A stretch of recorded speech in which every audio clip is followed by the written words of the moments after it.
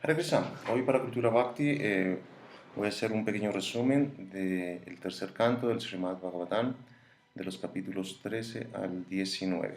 Entonces, como es unos capítulos que narran y describen la descendencia del avatar jabalí, de cómo él rescata la tierra. Entonces, de igual manera, voy a entrar como en ese humor a ver qué podemos rescatar, qué premisas, enseñanzas, qué conceptos nos podemos llevar en nuestro proceso de aprendizaje. Entonces, el capítulo 13 inicia con preguntas que le hace Vidura a Maitreya. Este capítulo consta de 50 versos. Entonces, aquí viene la primera enseñanza que nos da Srila Prabhupada, donde describe cómo los estudiantes de este sendero trascendental nos dedicamos a distintas austeridades, distintas sacrificios, y uno de ellos es escuchar al maestro espiritual. ¿Por qué escuchamos al maestro espiritual? Porque el maestro espiritual es el medio transparente y es el único que nos puede revelar los significados de las enseñanzas de la Suprema Personalidad de Dios, sobre todo de las actividades, cualidades y atributos de sus devotos. ¿Por qué sus devotos? Porque los devotos llevan en sus corazones los pies del loto de la Suprema Personalidad de Dios, quien nos puede otorgar liberación. Bueno, entonces allí en este capítulo hay una conversación entre Brahma y Manu. Brahma por fin encuentra un hijo que va a llevar su orden, va a llevar su legado. Entonces le da tres premisas, ¿cierto? Uno, que tenga hijos cualificados y sabios que rijan el mundo de acuerdo a los principios y valores del servicio devocional a la Suprema Personalidad de Dios. ¿Cómo? Haciendo yagya. Yagya o sacrificio para complacer a la Suprema Personalidad. La tercera premisa es que por favor cuide y protege y le dé protección a los seres vivientes. ¿Por qué? Porque esto es un servicio que le va a agradar a Janardana, a la Suprema Personalidad de Dios. Es otra forma de Krishna.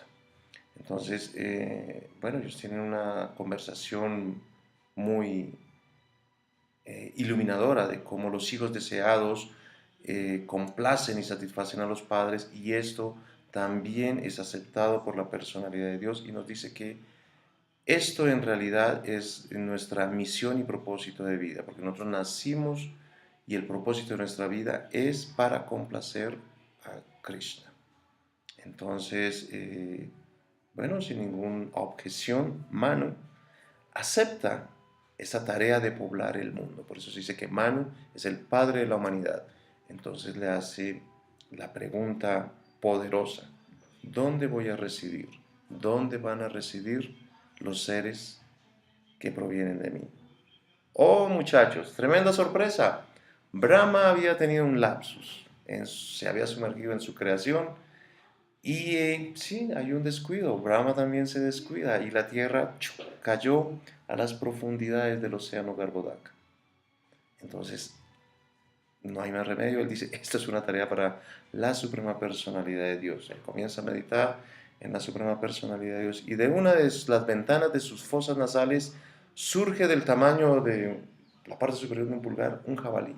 Y una vez sale, automáticamente se vuelve tan inmenso como una montaña. Entonces los sabios, encabezados por Marichi, los Kumaras, Manu mismo, empiezan a hacer conjeturas, ¿no? Y bueno, ¿quién es este señor extraordinario, disfrazado de jabalí, ¿no? Y cómo es que aparece del tamaño de un pulgar y de un momento a otro es del tamaño gigantesco. Entonces el Señor, para corroborar que es Krishna mismo, Vishnu mismo, ruge, y este rugido llega a todos los planetas, Yanaloka, Tapalaloka, ¿cierto? Y Satyaloka y todos los brahmanas. Entonces empiezan a orar los himnos de los tres Vedas. Entonces el Señor entiende que estas oraciones van para él. Entonces, como un elefante retozón, antes de ingresar con sus colmillos aterradores, mira a los brahmanas y entra así como una montaña partiendo el océano en dos brazos.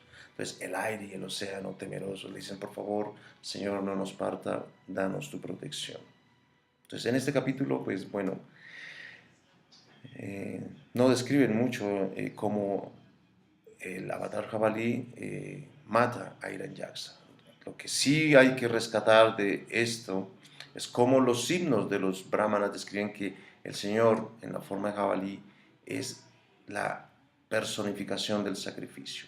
Desde allí los Vedavadis se agarran de esta premisa para decir de que el propósito de la vida es dedicarse a hacer sacrificios.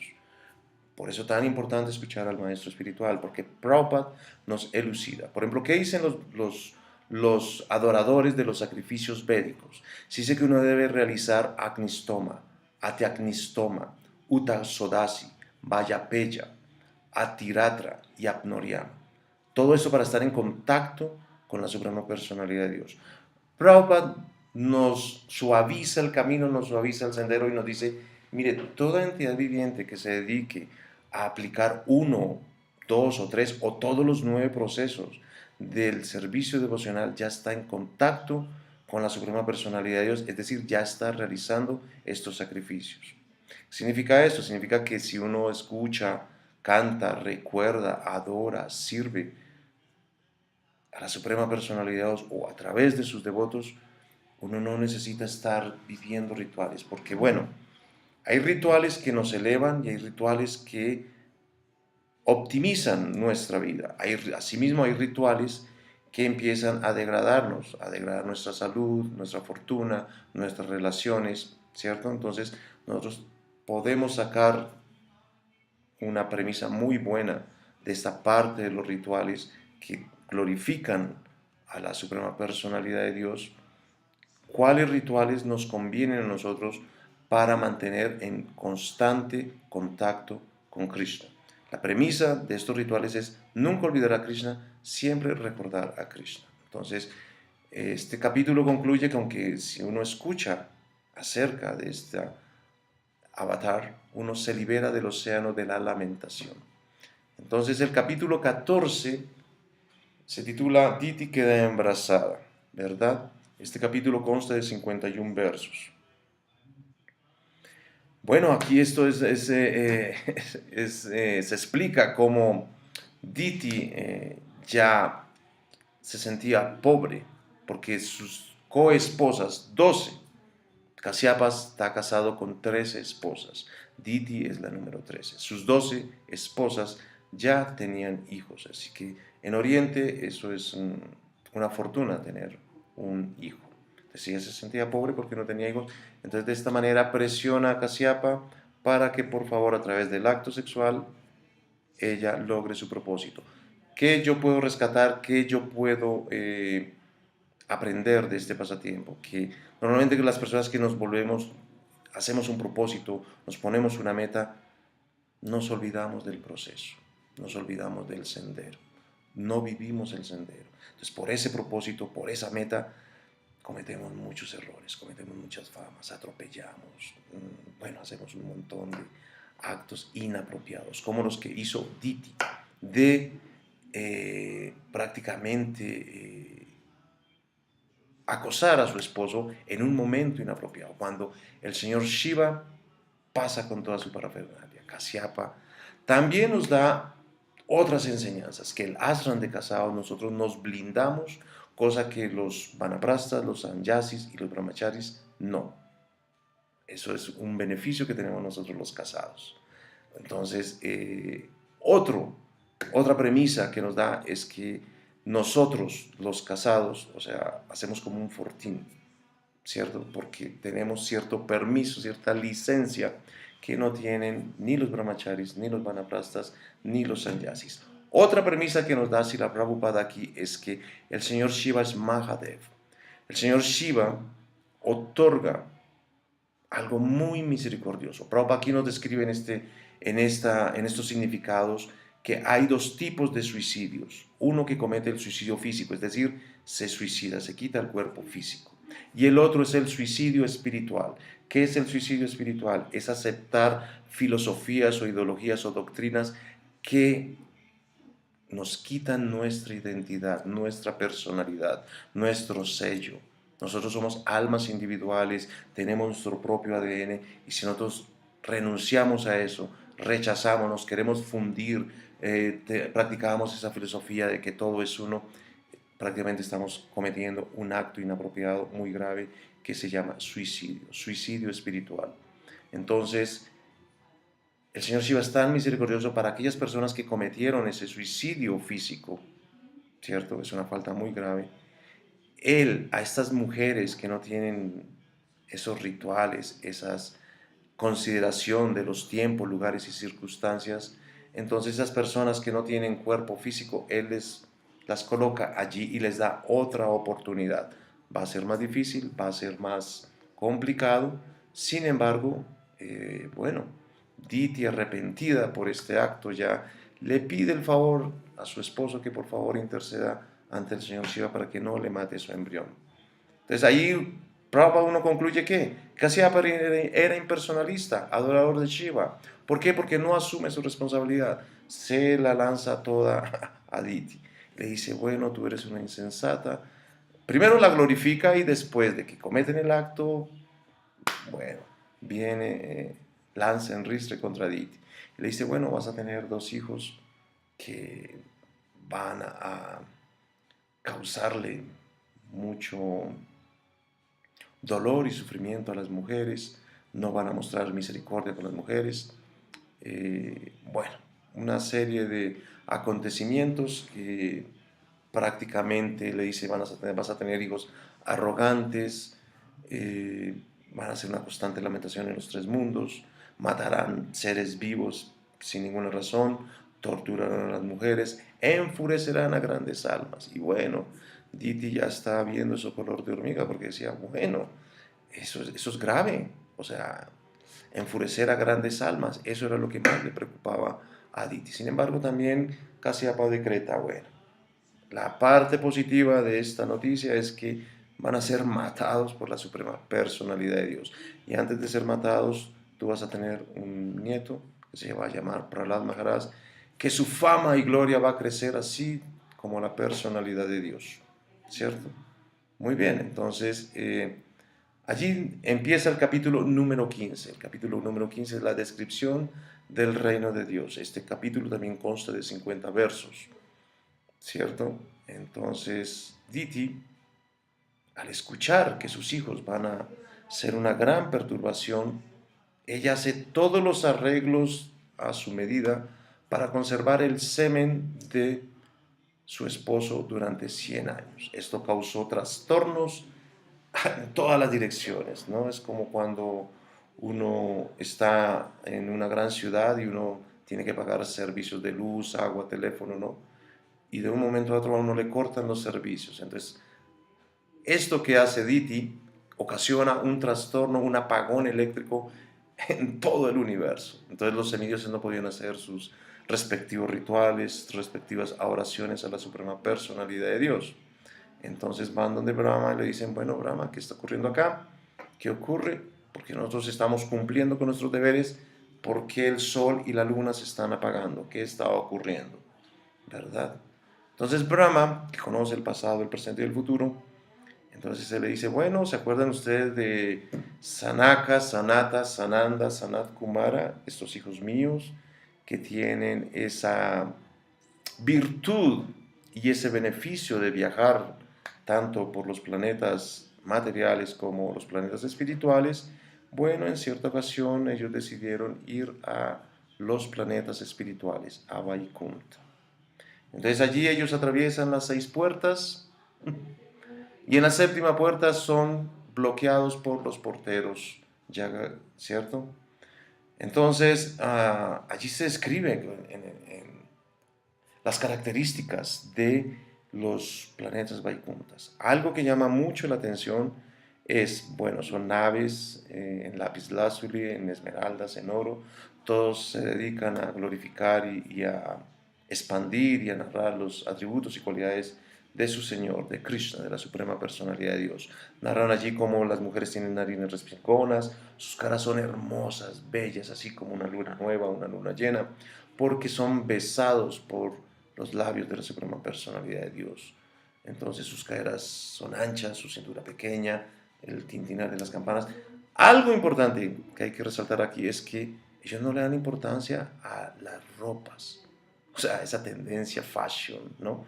We fashion, o sea, de que qué vamos a usar en los planetas Vaikuntas. Ellos allí solo describen las ropas amarillas que lleva la Suprema Personalidad de Dios. Algo que sí describen y que hay que resaltar es que la fragancia de las hojas de tulasi ofrecidas a los pies del otro de la Suprema Personalidad de Dios fue lo que despertó en los Kumaras el sentimiento de Bhakti, porque ellos venían de un concepto impersonal, ¿verdad? Entonces cuando ellos ven a estos dos seres resplandecientes, armados con masas y joyas y con vestimentas muy costosas, eso sí dicen, ¿no? Son unas vestimentas, me imagino un Giorgio Armani, un Gucci, ¿no? De así una casa de moda de alta costura de los planetas espirituales. Entonces, bueno, estos dos porteros, cuando ven unos seres diferentes a Vaikunta, porque todos en Vaikunta, como describe el Srimad Bhagavatam, tienen brazos azules, o sea, sus cuerpos son azules, tienen 4 brazos, ¿cierto? Visten con collares de flores frescas. Entonces ellos ven a este par de seres diferentes. Son unas almas viejas en unos cuerpos de 5 años. Oh, sorpresa. Y bueno, estos porteros sienten mucho temor porque descubren que son brahmanas y están prestos a maldecirlos. Entonces, bueno, ellos lo que piden es que, por favor, nosotros aceptamos la responsabilidad. Esa es la diferencia de un concepto impersonal a un concepto personal. En un concepto personal uno asume la responsabilidad, uno dice, hombre, sí, me equivoqué, yo cometí un error, asumo mi responsabilidad. Entonces, si nosotros recordamos a Casiapa, Casiapa en un aspecto impersonal no asume y culpa prácticamente a su esposa de un acto que cometieron los dos, ¿cierto? Bueno, entonces aquí en el reino de Vaikunta se dice que, bueno, también hay ira, pero es una ira que no va acompañada como en el mundo material. En el mundo material la ira va acompañada del deseo y la ira y la lujuria, ¿cierto? Mientras que en el mundo espiritual no. O sea, el deseo, la ira, la lujuria es para satisfacer a la suprema personalidad de Dios. El deseo, la ira y la lujuria en el mundo material es para satisfacer los sentidos de las entidades vivientes. Bueno, entonces aquí es cuando los porteros son maldecidos y es en el capítulo 16. Este capítulo consta de 37 versos, ¿cierto? Entonces, Krishna nos da una premisa muy importante aquí y es cómo uno apaciguar a los sabios, cómo uno apaciguar a una persona que está alterada y que tiene el don y el poder de maldecir uno. Pues no se va a poner uno de tú a tú, o sea, a que se suban los ánimos y pasen a vías de hecho, como nosotros vemos en este mundo material, que las personas se van ya a vías de hecho, golpes y un montón de cosas. Entonces, el mecanismo que tienen los sabios es maldecir. Interesante esto. Es como su herramienta, es como su arma. Entonces, Krishna, él la única parte donde no interfiere es en la maldición de un brahmana, porque ya el solo hecho de maldecir, Krishna no interfiere allí. Sin embargo, él, al ver que sus porteros, bueno, habían sido confundidos porque hay que recordar que ese es el plan inicial de Krishna. Entonces, ellos aceptaron la maldición. Sin embargo, allí este pasatiempo de este capítulo, ¿qué es lo que yo puedo rescatar? Que como Krishna nos enseña a cómo apaciguar estos brahmanas que pueden a uno causarle un gran daño con una maldición, ¿cierto? Entonces, Krishna también aquí glorifica a los brahmanas. Entonces, Prabhupada aquí nos da dos tipos de sacerdotes. El sacerdote, como al inicio de este capítulo, que están dedicados solo al sacrificio, al ritual, y está el brahmana sacerdote, que se dedica a satisfacer a Vishnu, a Krishna. Entonces, en este capítulo nosotros podemos rescatar eso, que un brahmana Vaishnava es muy, muy querido por la Suprema Personalidad de Dios. Y él dice eso, que ese ritual de lavar los pies, él lo hace. O sea, así como el Ganges lava los pies de la Suprema Personalidad de Dios, él dice, Yo personalmente lavo los pies de los Vaishnavas. Y si yo lo hago, recordemos el Bhagavad Gita dice que la gente en común sigue los pasos y las actividades de grandes personalidades. Es que más grande que Krishna. Entonces las demás personas también pueden hacer esa actividad, ¿cierto? Entonces nos vamos con la victoria de Hiranyaksa en todas las direcciones.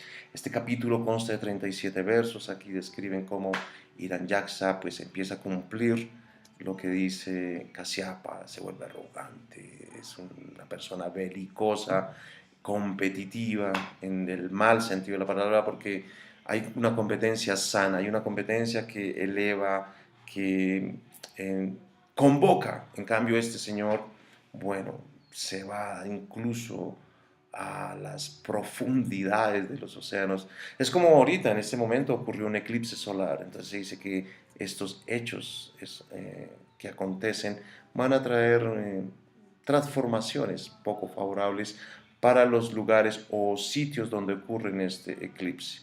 Entonces este eclipse solar, la mayoría ocurre en los Estados Unidos, así que allí van a ocurrir grandes cambios, grandes transformaciones. Entonces se dice que cuando Hiranyaksa comenzó a